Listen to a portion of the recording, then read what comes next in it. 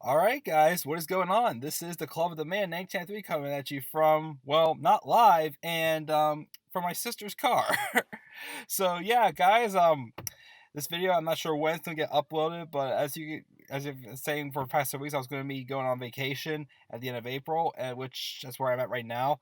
As you can tell by the hat, I'm actually out in Seattle, Washington now, visiting my sister, and currently at one of her track meets. She's a volunteer track coach for the school she works for.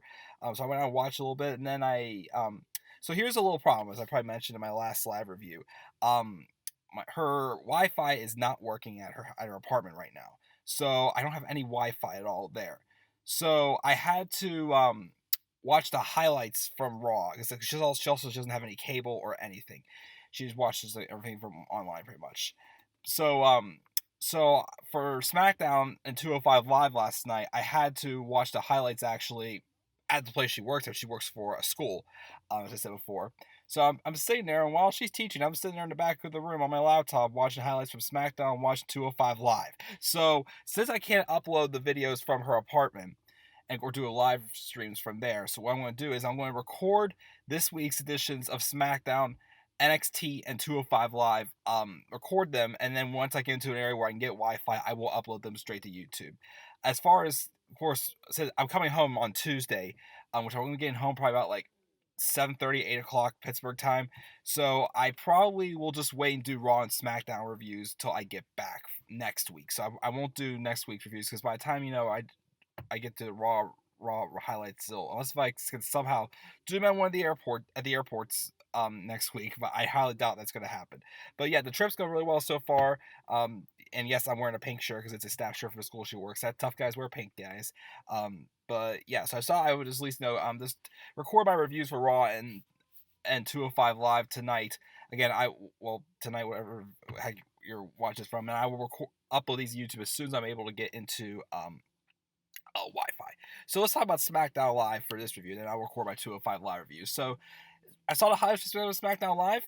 Not a bad episode, I thought. We saw some pretty good stuff, definitely with the fresh roster. SmackDown's definitely, becoming more credible again to watch. I'm definitely looking forward to seeing what happens going down the line as we are getting some more matches set up for Backlash, and of course stuff for the Greatest Royal Rumble event.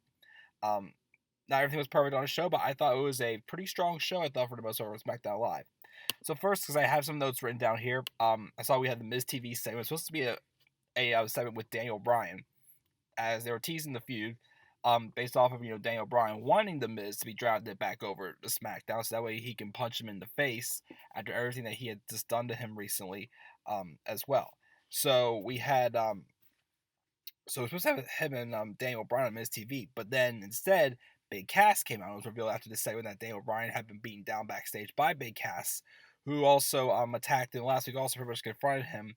So Big Cass pretty much just mentions how he Daniel Bryan retired and he was not gonna for sure not gonna be coming back for 3 years of an injury. And then we have Big Cass, who suffered an ACL injury, was out for 7 months. He was working actively every day to get back, and he feel like he doesn't get the respect he deserves. And he also was saying how Daniel Bryan is exactly what he was when he was a young kid. Small, got bullied, but he grew, and I pushed back to the people who had bullied me when I was young, pretty much. So, you're living in this little fantasy world, you big man, pretty much whatnot. Pretty much just being, jealous of Daniel Bryan's attention. And again, as I kept saying before, Big Cass, when he would become a single star, he cut some pretty darn good promos. He was just given the wrong material to work with, pretty much. I think he's gonna be fine. I don't know if they're gonna do some type of teaming up with Miz and Big Cass being some type of an alliance, since the Miz lives off of building strong alliances. So I wouldn't mind seeing him and Big Cass become a duo, even though the Miz says he doesn't need his help. But he did kind of seem interested with what Big Cass had to say also. So I feel like, well, they did set up a match later on tonight. Daniel Bryan and Big Cass for Backlash. So I don't know if maybe Daniel Bryan's going to be feuding with Big Cass to eventually get to a bigger match than Miz. It's not going to be just oh, he comes over, he's going to fight the Miz at Backlash. They're going to build make this match mean something, feel meaningful, and I'm really looking forward to seeing where it goes. Again, hopefully they'll leave Daniel Bryan versus the Miz for SummerSlam this year, as I am predicting. But a good opening segment with the Miz TV segment. We also had AJ Styles backstage, being interviewed pretty much and saying how Shinsuke Nakamura and pretty much just hyping up that you're gonna have a 6-man tag match. Our main event is gonna be Shinsuke Nakamura and Rusev Day taking on AJ Styles and the Club, or altogether the Club. So the brothers pretty much just reunited to be in a 6-man tag match later on tonight against a common enemy, also who Shinsuke will be facing Friday, in Saudi Arabia for the WWE Championship. So a rematch of WrestleMania in this Friday. We got that, and then we had a vignette for Andrade Cien Almas. I mean, I'm sorry, I'm just flying through this guy's, but I just saw the highlights, so I don't have too much to really say about what I saw. I liked. We had a vignette for Almas and Zelina Vega, what they're going to be bringing to the table for SmackDown Live in a few weeks. We also got one later on in the night for Sanity, also. Because I've times that they're coming soon to SmackDown Live, so look forward to see what they do on SmackDown Live when they get here. And then we had oh, I missed this match. I'm sorry. Back it up a little bit. Before the interview with Styles, and hyping up for a 6-man tag match, we had a match between Asuka and Becky Lynch taking on the Iconics, Billie Kay and Peyton Royce. Before the match, though, Billie Kay and Peyton Royce were on the microphone, just bragging about themselves as always, and pretty much just talking trash on Becky Lynch for getting involved last week. With what they did, and just trashing on Charlotte, pretty much also saying how also she may have beaten Asuka at WrestleMania, but they beat down on Charlotte and caused her to lose her championship, so they think they're better than both Charlotte and Asuka. So just hyping up and showing off that they're both pretty darn good on the microphone, and they had a pretty solid women's tag match. It was fresh. We get a lot of women's tag match, but this was a completely fresh one with Asuka and Becky, and I thought it was a decent match. Peyton Royce got the victory where she rolled up Becky, but she used the bottom ropes to and the referee didn't see them, so it was a dirty win. But I think it's good, definitely. And I think the Iconics, well, formerly known as the Iconic Duo, are off to a great start up on SmackDown Live. So yeah, just had to backtrack there. Forgot about that. And then we also had a backstage segment also before the match happened. So last week's on SmackDown Live, we have Naomi coming out pretty much just stopping the Bludgeon Brothers from attacking the Usos anymore because she's married to Jimmy in real life. So Naomi's expressing her concern, and then Jimmy was like, I'm gonna be okay. It's gonna be all right. But he says, just stay back here. It's gonna be okay. Just don't do anything. We had the match between Eric Rowan and Jimmy Uso, and it looked like they were again just Bludgeon Brothers just dominating until Naomi did come out, and based off of the distraction, though, she didn't come down always to the ring. Her music said she just did a little modified edition of her entrance, and then the Bludgeon Brothers just stared her down pretty much. Then Jey Uso was on the sidelines, attacked Harper, and then based off the distraction, Jimmy had to do a schoolboy pin on Rowan to get the victory. So yeah, I guess just I don't know if Naomi's going to try to get involved in their match at all on Friday at the Greatest Royal Rumble, as they have their rematch for the SmackDown Live Tag Titles, which again should be a pretty darn good match for what we got from these two teams back in 2014 as well, especially with the Bludgeon Brothers new and improved and just even better than they were back then. I think we're going to get a heck of a match this Friday at the Greatest Royal Rumble if I'm able to catch it. I'll try to catch up. I'm probably not going to review it, but I'll try to at least still watch it. So yeah, we got that. And then we had the SmackDown Live Women's Championship contract signing. So we're going to get a match at Backlash between the new champion, Carmella, or cheer for Mella, pretty much, or bank on Mella, whatever heck she's saying now for her catchphrases, against Charlotte. So Carmella, obviously is not taking it seriously, just bragging about herself and just not being professional at all, just dancing around, partying, just bragging that she's the best and whatnot. But saying how she does not get the respect that all she feels she deserves as champion. And then we had this her saying, when I retain my title at Backlash, you guys better be giving me the respect that I definitely deserve. That you guys didn't give me when I won the title the first time, she claims. And of course, she says, and once again, let's play my highlight reel. So we started playing the highlight reel. Again, that we saw last week was Carmella just showing off how she can do everything by herself, even though we know that's not the case. She had help from James Ellsworth and the Iconics, with getting being Miss Money in the Bank and the SmackDown Live Women's Championship. So we had that happening, but then it got cut off, and Charlotte did come out, and she sits down all professional, getting ready to sign the contract. But Carmella is just taking the title, just bragging about it, just waving around. Even Renee Young is standing there, pretty much telling Carmella just to be professional and whatnot. She wins the final. She comes down, sits down. Charlotte signs it, but then Carmella again would start going off again. Charlotte grabbed Carmella, did smash her face to the table and then just like flip the table over right in front of her, showing that I do mean business pretty much. So I don't know if the Iconics will get involved in the match at Backlash or not, but I definitely think Carmella's probably gonna have that title at least for a couple months. I'd say, in my honest opinion. So yeah, even if, I say maybe she'll probably drop the title to Asuka eventually. I'd say maybe Becky Lynch will be turning heel by then or something. That will have an Asuka and Becky feud for the title. I think that could be pretty good. Maybe like for like the fall, I'd say. This is a long term booking prediction, but yeah, but that was pretty good. The contract signing. Of course, we had Aiden English, being asked, interviewed. I think he was asked like, why is Rusev teaming up with Nakamura? So I can't remember what exactly they asked, but Aiden English, declined to answer it, and then we had another match. It was supposed to be Shelton Benjamin came out and he was looking for another opponent, and Jeff Hardy came out again to answer the challenge again. But like last week, Jeff Hardy came out and pretty much just like walked past Randy Orton, taking the challenges instead of Orton. So Orton did the same thing this week. So I don't know, it's building up for something for a storyline, as you know.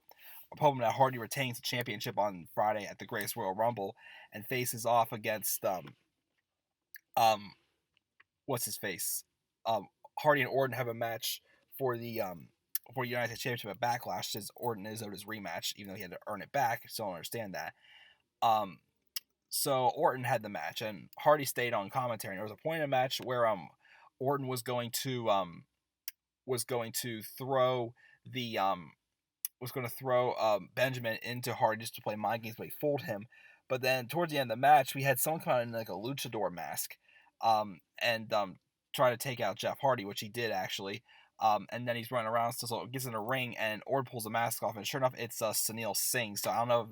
I'm hoping this is just something to like tease what's to come Friday with Mahal and Hardy in their matches. I don't want to see Mahal get that U.S. title. Like, I know I rated my Raw review about the match that Gable had with Mahal, and I'll give the credit. I thought Mahal actually had a good performance that match as well, but just one match is not going to sell me on him. I'm still not a fan of Jinder Mahal, and I do not want him to win that U.S. title. I want to see Jeff Hardy and Randy Orton at Backlash for the U.S. title.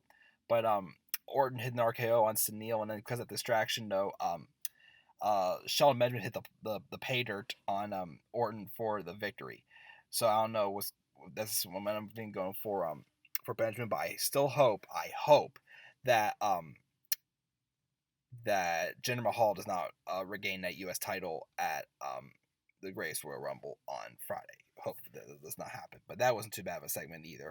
We had a segment backstage with the New Day celebrating their booty book or whatever the heck it's called is coming out with pancakes, and the bar come up saying that you guys be saying goodbye already to us because we don't feel that the competition on SmackDown Live is stacked pretty much. And I'm thinking, well, SmackDown Live's competition, the tag team division, is pretty darn stacked. Raw has almost nobody right now, so they're saying that when they win the tag titles against Matt Hardy and Bray Wyatt on Friday, they're gonna be going back over to Raw. Because they don't set the bar, we are the bar, or whatever heck it is, and they interrupt them pretty much. They just celebrate, and then they just took some pancakes and walked away pretty much. So I'm hoping the bar will stay on SmackDown Live and get some fresh opponents again. The SmackDown division is so stacked with the Usos, New Day, Rusev Day, the Club. Even I think they're up and coming, also improving. Sanity's coming up. The Bludgeon Brothers again. It's a pretty darn stacked division, and I think the bar should stay on SmackDown right now where they belong with that division. We had a segment with Daniel Bryan backstage, him being spoken to after the first time since he was blindside attacked by Big Cass before the Miz TV segment, but he said he'll be fine for Greatest Royal Rumble, but he wants to get his revenge on Big Cass, so we're gonna get that match at Backlash. That's when the match made official there. Then we had Samoa Joe cutting a promo about how how nobody is safe in that Intercontinental title ladder match again on Friday. How he's gonna win your Intercontinental Championship again. If he'll be looking forward to fight Roman Reigns at Backlash, even after he watches him get beaten down by the Beast and somehow he survives, he'll take the Universal title away from him also at Backlash to become a Universal and Intercontinental Champion. Believe that, as he would say. But I'm kind of thinking he's not gonna get either one of them, unfortunately. But hopefully, Joe. I think Joe still be awesome on SmackDown though. Either way. Then we had our main event. It was the Club. AJ Styles and Gallows and Anderson taking on Shinsuke Nakamura and Rusev Day. Of course, Shinsuke Nakamura still, I don't speak English, and he's not going to be explaining to us still why he attacked AJ Styles and why he's been acting the way he's been acting lately since he attacked Styles at WrestleMania. Um, Match wasn't too bad for what I saw. The match ended though with Nakamura hitting a King Shasta to the back of Gallows' head for the victory. After the match, Styles gets in there. He starts attacking Nakamura. First time he's gotten his hands on Nakamura since Nakamura attacked him after the match at WrestleMania, and things were going good until Shinsuke, being as I'm calling him now, the king of low blows, pulled out his bread and butter and struck Styles with a low blow. So Styles went down, and it looked like he was about to hit Styles with the King Shasta, but then I can't remember if it was Gallows or Anderson, one of the two steps in front of him, and I think it was Anderson, and it takes the bullet for Styles. But because that happened, and Styles, he was, all like he was like, more conscious than Anderson, Nakamura hit him again. So, and I remember one of the announcers said the fact about how like you take the bullet, your friends try standing up to if you're playing the mind games and like Nakamura's playing the mind games of Styles, then you get the your friends suffer also or something like that. So yeah, they took the Gallows and Anderson both took the bullet for AJ Styles pretty much. So we still haven't got an explanation, but I have a feeling this feud between Nakamura and Styles will be continuing after the Greatest Royal Rumble. So we're probably getting answers soon as to why Shinsuke is up to these things that he's up to pretty much. But that's how I went off the air, and I thought this week's episode of SmackDown Live was a pretty solid show. I thought, strong show. I thought we had. I'm gonna give it a B plus. I was between a B and a B plus, but I thought this was pretty strong for the most part, so I'll give it a B plus for this week's episode of SmackDown Live. What are your thoughts on this episode of SmackDown Live? Your thoughts down in the comment section below. And sure as always, click my like and subscribe. We're calling this channel. Follow me on Twitter at DemandAirBody3. Again, guys, thanks for your patience again. With me being on vacations, but I'm having a good time so far. It's just a vacation I definitely need, which is everything I've been going through for the past several months. So just again, stay patient with me, and I'll at least I'll record 205 live next. I will do an NXT review also, probably tomorrow also, because I'm going to be watching NXT when I'm at my sister's classroom again, and then I'll review that. And then again, once I get into an area where I get good Wi-Fi, I will upload these videos as well. Again, next week's Raw and SmackDown though, I'll catch up with those when I get home on Tuesday. So guys, thank you for tuning in. I will see you guys all in the 205 live review. So until then, guys, have a great day. Peace, everybody.